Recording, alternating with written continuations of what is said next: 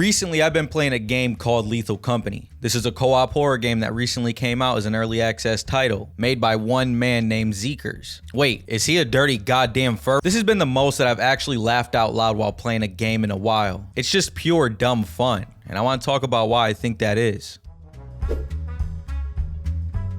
Let's start off with the gameplay. It's straightforward. You load in on a ship, you turn around, and boom, you have a quota to make within the 3-day time limit. You thought you were gonna have a relaxing day from that 9 to 5 shift you just worked? I think not. To get this quota, you land on different moons, get inside of some abandoned building, grab scraps, and get the hell out of there before it gets too dark. Otherwise, you might have a little bit of a problem on your hands. While you're trying to locate these said scraps, there are different monsters and creatures lurking about that can literally pop out of nowhere and scare the shit out of you. Or they'll just plain out kill you. Also, before you leave the ship, you're able to buy a variety of tools that are able to help you navigate through these structures. For example, walkie-talkies to communicate and flashlights to help you see in the dark. You can also buy a few items that help you against the multiple monsters you find inside, like a shovel, just in case one of them want to try to box up with you. This gameplay loop is very simple and one of the reasons why I think it's so enjoyable. It's not too much thinking involved. Moving on to the proximity chat. Now I think this is what makes the game truly as fun as it is. Sounds like they're jack shit. Mr. You're a Evil, fucking you were random, here you before. stupid bitch. What do you mean? were Get the here fuck before. out of here. Get the Usually when I play a game with proximity chat, all that happens is you're able to hear only the people close by you. But with this proximity chat, the environment manipulates how you sound. For example, if you're inside of a building, it actually sounds like people are around you inside of an empty room, so it causes slight echoes and things like that. Or if you're speaking through the walkie-talkie, it sounds as if someone's speaking through it with a static sounding voice. And this is able just to create more immersion within the game as you're playing.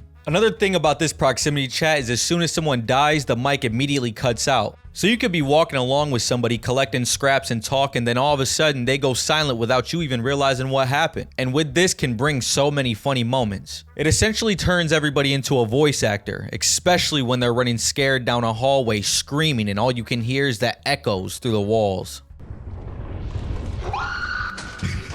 Let's talk about the maps. There are currently 9 maps or moons you can scavenge for scraps on. 6 of these 9 maps are free to travel to, including the company building that you go to turn in all your scraps at. But the last 3 you have to pay for using the currency you get after turning in the scraps and making the quotas. Of the planets you have to pay for, I've currently only been to 1 of them. The reason for this is because we always die or we're just using money on dumb shit we don't really need. So we always come up just a couple dollars short of buying it. On these maps, there are 5 weather effects that can occur. These effects are rainy, which can cause quicksand to form, but it's not too bad because all you have to really do is sprint out of it. Stormy, which makes lightning strike periodically, but if you're holding metal in your hand, it will cause a static buildup, which will attract the lightning to you, and you better watch out because this is a one-hit kill. Flooded, which is a pain in the ass because the map gradually fills up with water, making it nearly impossible at times to get back to the ship, so you have to work faster than usual. Foggy, which I hate the most because you literally can't see shit with how thick the fog is. And I haven't found a way or know of a way to be able to see through the fog even a little bit. And last but not least, Eclipse, which makes all the outside night monsters spawn immediately. Now inside the buildings you actually scavenge, it's always randomly generated, so the layout is different but the aesthetic always looks the same for the free moons, which looks to me like some type of an abandoned factory. Of the 1 moon I was actually able to buy and travel to, it looked completely different. It looked like the inside of a library or a mansion, but there's bookcases everywhere, so I'm assuming it's just a big library, but there's also fireplaces and a kitchen, so it could be either or. I don't really have a problem with the inside of the buildings looking the same for all the free moons because the layout being randomly generated as well as different monsters being able to spawn, it always feels different every time. So this is yet another reason why I think this game is so enjoyable. These unique weather effects and randomly generated buildings can really bring variety to each session. The monster variety in this game is honestly really good, especially knowing that it was made by a single person. There are 2 classifications of monsters. We got the inside monsters and the outside monsters. I'm only going to be going over a couple of the ones that I feel are the most chaotic or fun to deal with. Starting off with the Bracken. This little sneaky fuck will stalk you all around the map and await its opportunity to embrace you into its disgusting body and kill you with a single hit. I'm gonna be honest, I'm not too sure how to deal with these guys. There's been times where I'll look at it and it will just run away, and other times where it will just outright attack me. The only distinct characteristic I know of identifying it is when making your way around in the dark, you can see its eerie, white, glowing, beady eyes. Another monster that can cause utter chaos if not controlled is the Coilhead.